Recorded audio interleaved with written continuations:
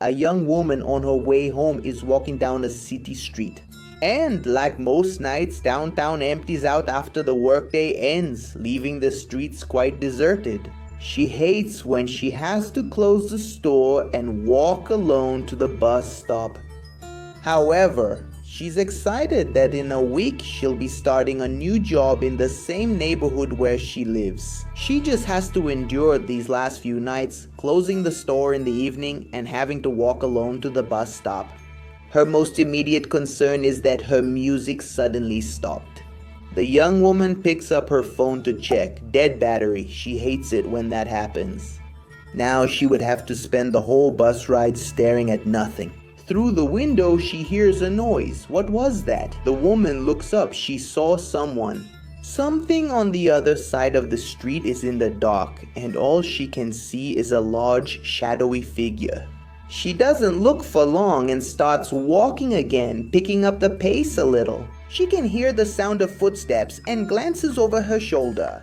The person on the other side of the street is also moving and seems to be matching her pace, avoiding the street lights and staying in the darkness. She starts to move a little faster and so does he.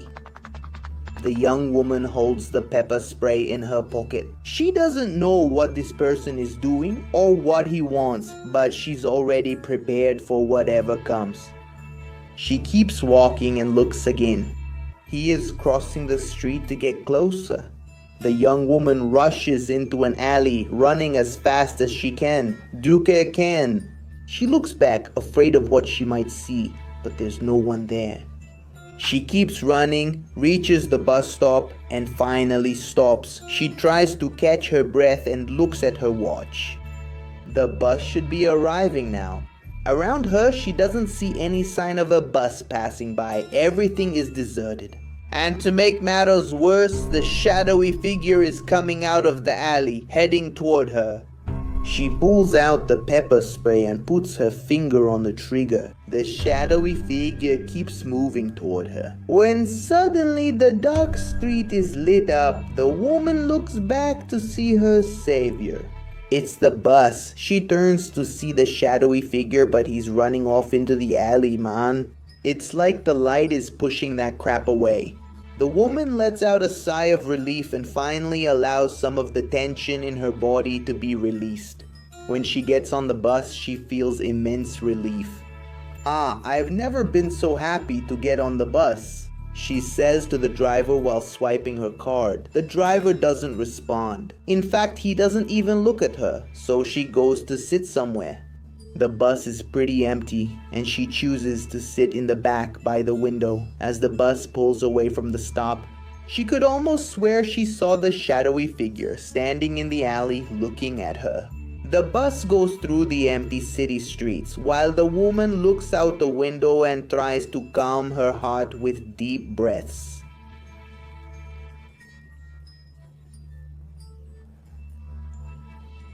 Northeastern Gaze, the driver, his turn at the fish, New Hands, German 3.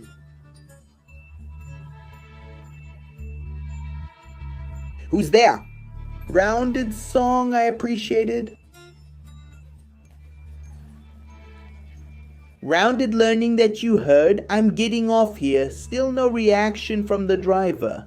Hey, she reaches out and grabs the guy's shoulder to make him look at her, right? He collapses on the floor and his eyes show that he's not alive. She gets terrified and realizes that the bus is going to crash at any moment since there's no one controlling it, right? Bro, my god. But when she looks at the steering wheel, she sees that it's still moving by itself. How can something like this happen? The woman is in total panic now.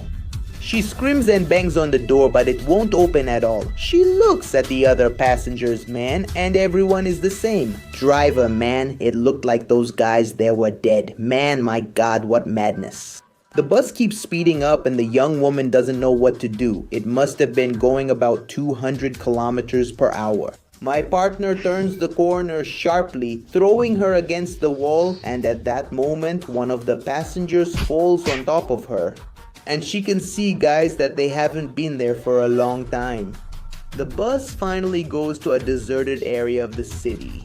And from that moment on, your digestive process begins. Gastric juices are released and your nutrition is started. This terrible creature takes the form of a vehicle and captures unsuspecting victims, using them as a source of energy. So my friends, if you're on a bus and the driver doesn't stop, my friend, be careful. You might be the next victim of Bus Eater. On a rainy morning, a boy was returning from his school along his usual route, when, as he passed by a crossroads, he saw a strange box. Curious, he came closer to see what it was. When he opened it, he was surprised. He saw a brand new sneaker, a model he had never seen in his life. He looked at the sole of the item and saw that coincidentally it was his size. Very happy, Muito took his new sneakers home. The next day he was getting ready to go to school again and went to put on his sneakers. But since his old shoes already had worn out soles and a hole in the toe, he thought about using the ones he had found. He imagined he would impress the kids at school by showing up with brand new kicks. That's when he put them on his feet. He felt really comfortable. They fit perfectly. And when he stepped, he barely felt any impact. It was really soft, man. So when he got to school, everyone was staring at his new sneakers. Nobody had ever seen anything like them before. He was a big hit with the crowd. A friend asked to try them on, right? He was a bit suspicious but decided to let him. When he tried to take off the sneakers, he couldn't. It seemed like they were stuck to his foot.